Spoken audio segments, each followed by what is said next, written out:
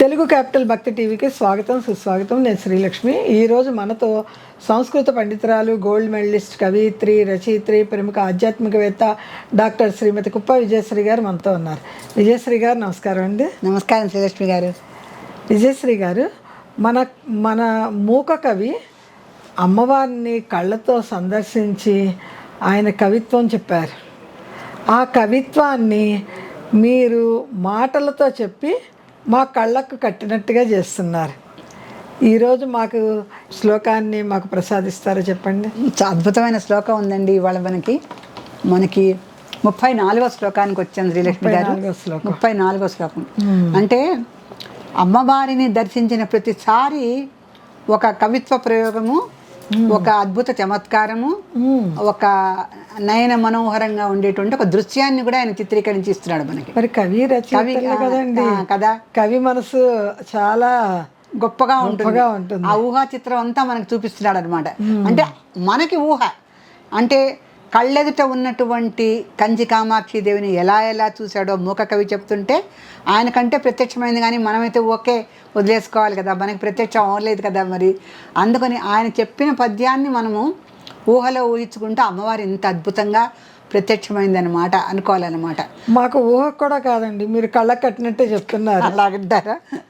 అయితే మీ కళ్ళెదుట కామాక్షిదేవి ఉన్నది ఇప్పుడు. ఆ కామాక్షిదేవి ఎలా ఉంది అంటే ఆవిడ అంకిత కచేన కేనచిత్ అంధకరణౌషధేన కమలానాం. చూడండి, అన్నిటికీ అకారం ఇచ్చారు దీంట్లో. అకారం బ్రహ్మ కదా మనకి. అందుకని అంతఃపురేణ శంభో అలంక్రియా కాపి కల్పితే కాంచ్యాం. ఈ అంత అకారంతో ఇచ్చినటువంటి శ్లోకం. ఇంతవరకు కకారాది అంటే అకారం అంటే కకారంతో అంతా మనకు పంచదశి మంత్రం అంతర్నీతంగా ఉందని చెప్పుకొచ్చారు. ఇప్పుడు అకారంతో ఎందుకు చెప్తున్నారంటే ముందు ముందు తెలుస్తుంది మనకి. అంటే ఆ బ్రహ్మ సృష్టి ఎలా ఉంది అంటే, ఆయన బ్రహ్మ సృష్టిలో మొత్తం ప్రకృతి అంతా ఉంటుంది కదా, ప్రకృతి అమ్మవారు కదా. దాంట్లో పుష్పజాతికి చాలా విశేషమైనటువంటి ప్రత్యేకత ఉంటుంది. కవిత్వంలో పుష్పజాతిని చాలా వర్ణిస్తారు కవులు. అందులో నాయకి మనలకు ఎక్కువగా వర్ణిస్తారు, వాళ్ళు ఎటువంటి పుష్పాలు ధరించారు. ఇక్కడ అమ్మవారు పుష్పాలు ధరించలేదు, చంద్రుణ్ణే ధరించింది. చంద్రవంకన అంటే అష్టమి చంద్ర విభ్రాజ దళిక శోభిత అమ్మవారు. అందుకని ఆవిడ కురులలో చంద్రుడినే పువ్వుగా ఆవిడ తురుముకుంది. ఆ విషయాన్ని కవి ఎంత అద్భుతంగా చెప్పాడంటే అండి ఈ పద్యంలో, అంటే ఆయన దృష్టి ఆ చంద్రవంక మీద పడింది అనమాట. ఆ చంద్రవంక మీద పడింది. ఆ చంద్రవంక ఏమిటి, ఆ చంద్రవంకను ఆవిడ తురుముకుంటే ఆవిడ ఎలా ఉంది, అసలు విశేషం ఏంటి దీంట్లో అంటే, అంకిత కచేన కేనచిత్ అంధకరణ ఔషధేన. అంటే ఈవిడ అది కూడా ఏంటి, అంధకరణ ఔషధేన కమలానం. ఈ తామర పువ్వులు ఉన్నాయండి, కమలానం అంటే తామర పువ్వులు. తామర పువ్వులు ఉన్నాయి. ఈ తామర పువ్వులంట అమ్మవారు అంధుల్ని చేసేసిందట.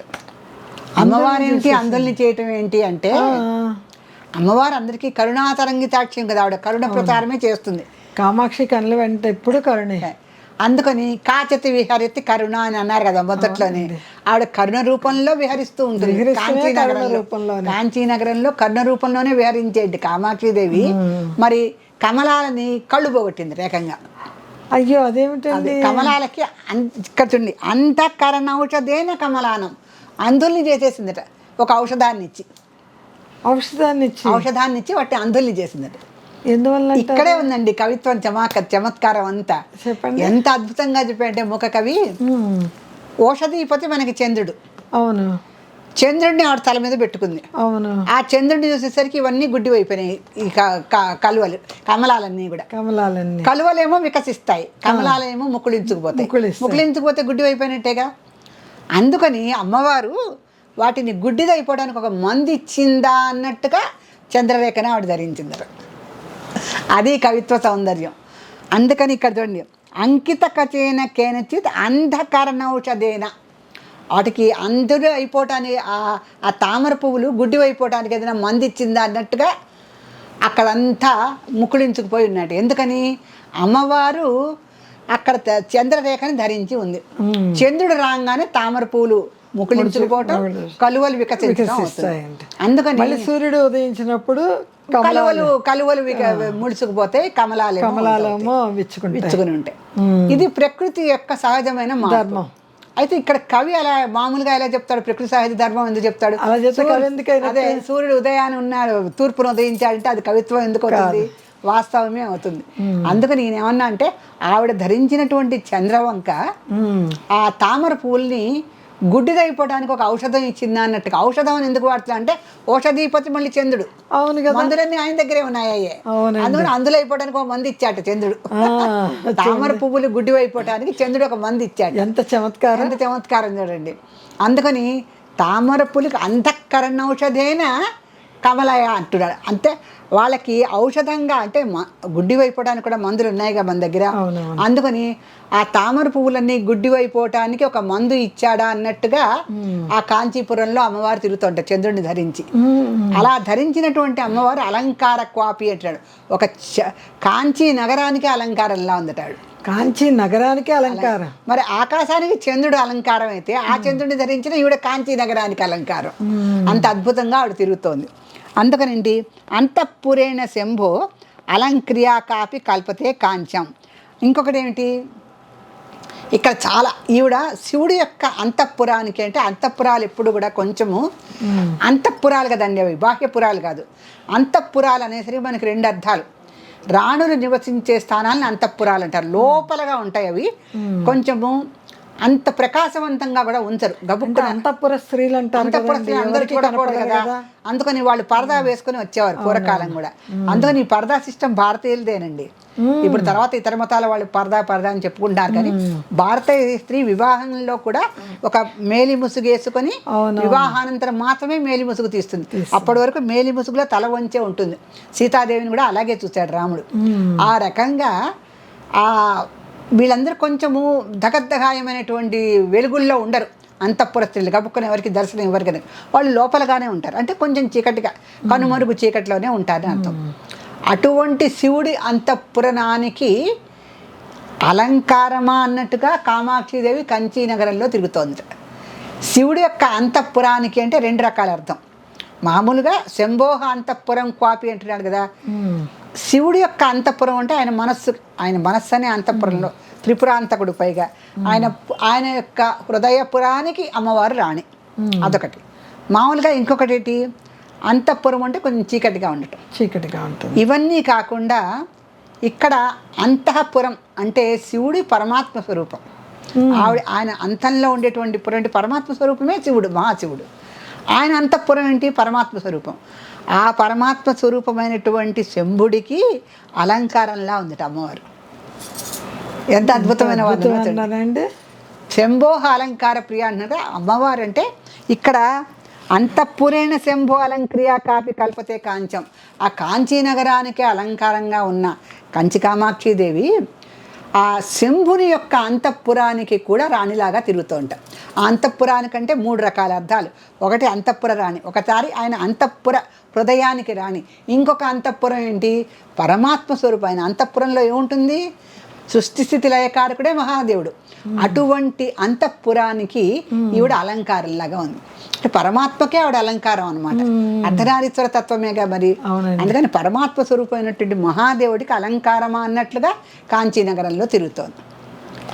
ఎంత చమత్కారమో, ఎంత అద్భుతం.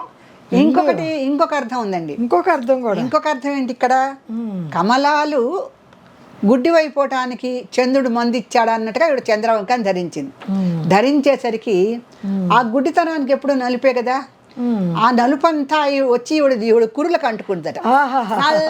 ఏమి కవిత్వం అండి, కవిత్వం అంటే కవిత్వమే. ఆ నల్లని కురులకి చక్కగా ఔషధపతి ఆ చంద్రుడు వంకొండేసరికి ఎంత అందంగా మెరిచిపోతుందట అమ్మారు. నల్లటి వెన్నెల, నల్లటి నలుపు, అది కూడా చంద్రవంక. చక్కగా చంద్రవంకని ధరించినటువంటి అమ్మవారి కురులు నల్లటి నలుపుతో అలా మెరిసిపోతూ ఉంటే దానికి తెల్లని మల్లెపూల దండ పెట్టినట్టుగా చంద్రుడు మల్లెపూల దండతో మల్లెపూల దండ. ఇంకేంటి అంత అద్భుతంగా అమ్మవారి అలంకారమా అన్నట్టుగా అలా తిరుగుతుంట. ఇంకొకటి ఏంటి, ఇంకా దీంట్లో ఎన్నో వ్యాఖ్యానాలు ఉంటాయి. ఇంకా ఏంటి, కవి హృదయం ఎట్లా చెప్తారు, కవి హృదయం కూడా జోడిస్తున్నారు. మరి వ్యాఖ్యానపూర్వకంగా అని చెప్పుకోవాలి కదండి కవిత్వం. ఇంకా ఏమిటంటే ఈ కమలాలకు ఎప్పుడు అమ్మవారిని చూస్తే ఈర్చెట. ఎందుకని నాలాంటి చేతులు, నాలాంటి కళ్ళు, నాలాంటి ముఖము, నాలాంటి పాదాలు, అంటే పద్మహస్తే, పద్మప్రియే, పద్మపాదే, పద్మముఖే, పద్మ నేత్రే, అన్ని పద్మాలే అమ్మవారికి. అన్ని పద్మ సామ్యమే ఉంటాయి. అరిచేతులు పద్మహస్తే అలాగే ఉంటాయి. నేత్రాలు సరే సరే ఎప్పుడు నాలాగా ఈవిడ అవయవాలన్నీ ఉంటున్నాయని ఈవిడ కుడుట వాటికి మనకి అర్థం అవ్వాలన్నట్టుగా కవులు రాశారు. కానీ అవి వినేసి అవి మా అమ్మవారితో పోటీ పడతాయి. పోటీ పడకూడదు. అవి అజ్ఞాన జీవులు కదా పాపం. చిన్న పువ్వు, దాని జన్మంతా అదంతా ఓ గంట సేపు ఉండి సూర్యాస్తమయ్యేసరికి పోనే పోతుంది. కొన్ని గంటల సేపు జీవించే కమలము ఈర్చపడిందట. చూసావా, నేను చక్కగా కమలంగా వికసిస్తే నాలాంటి కళ్ళు, నాలాంటి ముఖము, చేతులు ఉన్నాయి ఈవిడికి ఎప్పుడు పైగా వాడని కమలంగా అమ్మవారు, ఇది వాడిపోయే కమలం. అందుకని అసూయ పడుతుంది. నువ్వు నన్ను చూసి అసూయ పడతావా, నీకు కళ్ళే లేకుండా చేస్తానా ఆవిడ ఔషధం ఇచ్చిందట. ఎంత ఎక్కడి నుంచి ఎక్కడ కూర్చారు చూడండి, కదమ్మమాల కూర్చున్నట్టుగా. చాలా అద్భుతమైన శ్లోకం ఉంది అనుకుని చమత్కారం దీంట్లో. అమ్మవారు ఎవరికి కళ్ళు పోగొట్టదు అని. ఎందుకు కళ్ళు పోగొట్టిందంటే ఈవిని చూసి అసూయ పడుతుంది అన్న ఒక చమత్కారం. అది కాక నల్లని కురులు, తెల్లని చంద్రుడు కనుక అదొక చమత్కారం. చంద్రుడు వచ్చేసరికి కమలాలన్నీ కూడా ముకుళించుకుపోతాయి కనుక అదొక చమత్కారం. సో అంధత్వము చీకటి ఒకటే, మళ్ళీ వెలుగును చంద్రుడు ఒకటే. ఇది కాక అంతఃపుర రాణి, మరి శంభోహ అంతఃపుర క్వాతి కాపి అలంక్రియతే అన్నాడు మళ్ళీ. అందుకని ఈ అంతఃపుర రాణిగా ఉన్నటువంటి అమ్మవారు కాంచీ నగరానికి ఒక అలంకారం అన్నట్టుగా తిరుగుతుంది. అటువంటి అమ్మవారిని నేను చూశాను.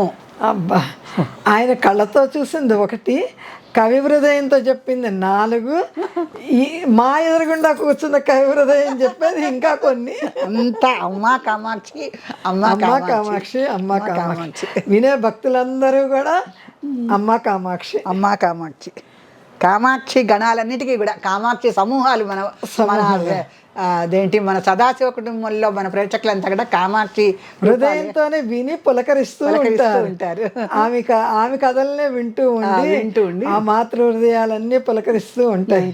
అది అమ్మా కామాక్షి. విజయశ్రీ గారు, ఈరోజు మన సదాశివ కుటుంబంలో అమ్మవారి లక్కీ డ్రా రూపంలో ఎవరింటికి వెళ్తుందో చెప్పండి, చూద్దామండి. అమ్మవారు అంతా తన పేర్లు పెట్టుకునే వాళ్ళని తీస్తోందండి నా చేత. రమాదేవి, అన్నపూర్ణ, ఇలాంటి పేర్లు. సహజంగా పెద్దవారందరూ అమ్మవార్ల పేర్లే కదండి పెట్టుకునేవారు. ఇద్దరు అలాగే పెట్టుకునేవారు. అందరూ మంచి పేర్లు అమ్మవారి పేర్లే కదా ఏరుకోరి పెట్టుకుంటారు. మనం అనుకున్నట్టుగానే అమ్మవారి పేరే వచ్చిందండి. ధనలక్ష్మి. ధనలక్ష్మి, ధనలక్ష్మి. అమ్మ ధనలక్ష్మి, నీకు ధన రూపంలో అమ్మవారి పుస్తకం మీ ఇంటికి వస్తోంది.